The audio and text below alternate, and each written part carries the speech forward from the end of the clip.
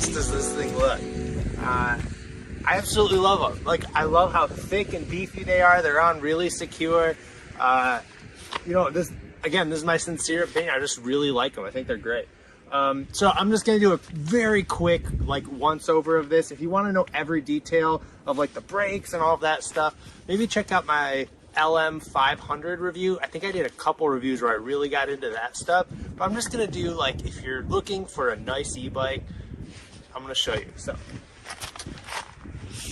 again, we just put the racks on. That does not come stock. If you're getting it stock, it has just a regular back seat that you can only put, I think, 50 pounds on, so it's like kind of pointless.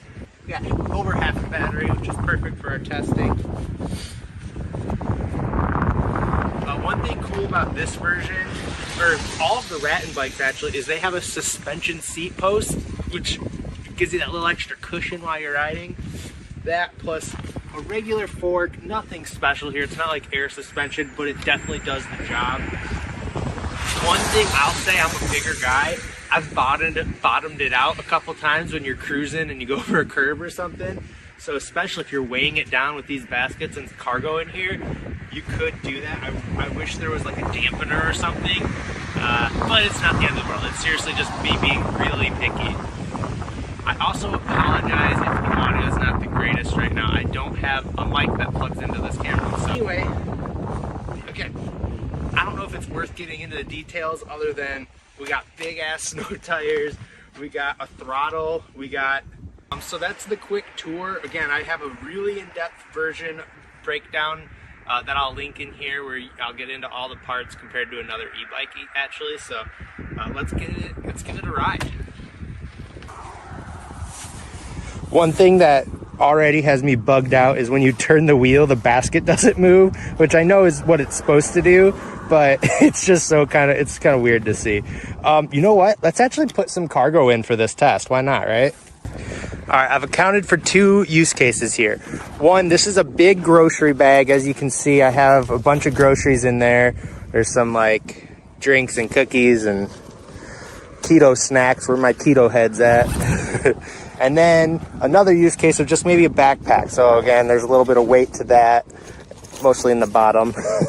So I have no straps or anything, and we'll just see how it performs. Okay, I just took it on a pretty good test drive. It's snowy, so I wanted to be careful. I had both hands. It was hard to film. However, it handled really well. I even, check this out. I went through this deep of snow, which is a short amount, but it handled it really well. It felt really cool. And then handled the curb, and nothing fell out, which is pretty great.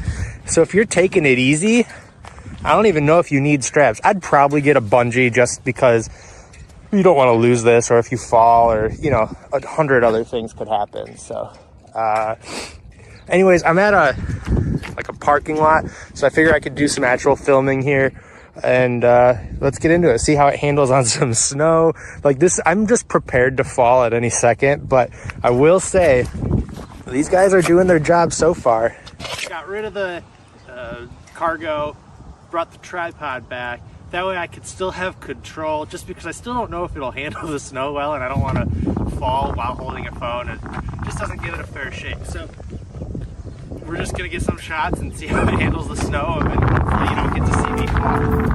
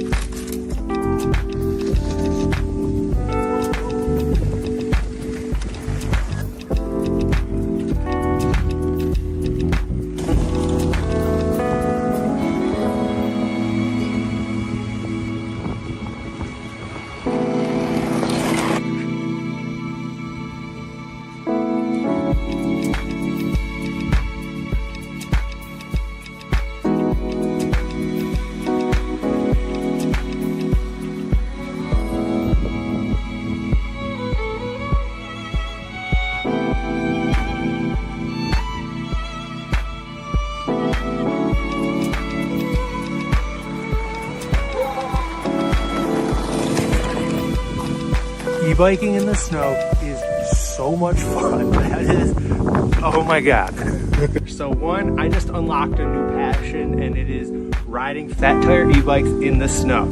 I don't know how good that shot is. Hopefully I can zoom in, but I went up the hill. It was all snow. I was turning around and it was like floating, and it can handle it. You're not sliding out.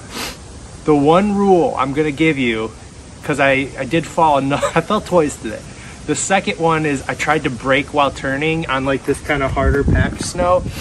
You will lock up your brakes. You will definitely lose traction and fall horizontally. I caught myself. It wasn't really that bad.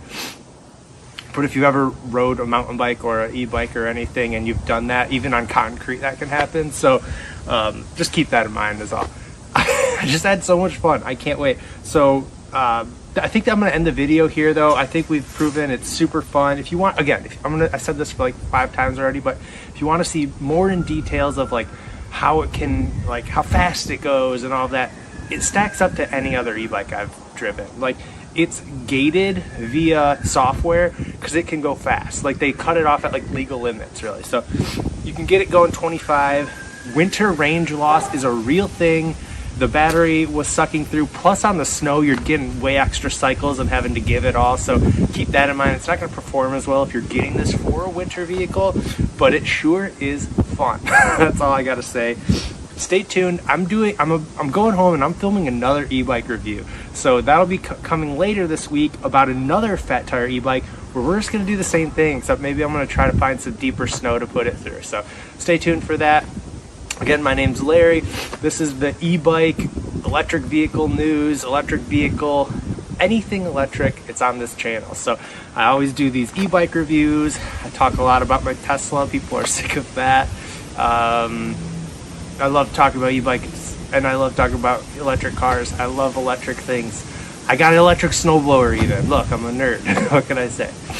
Anyways, I appreciate you guys watching, and subscribe if you want. If not, still watch. One thing you'll learn is I'm terrible at ending videos, so we'll just call it here. Namaste.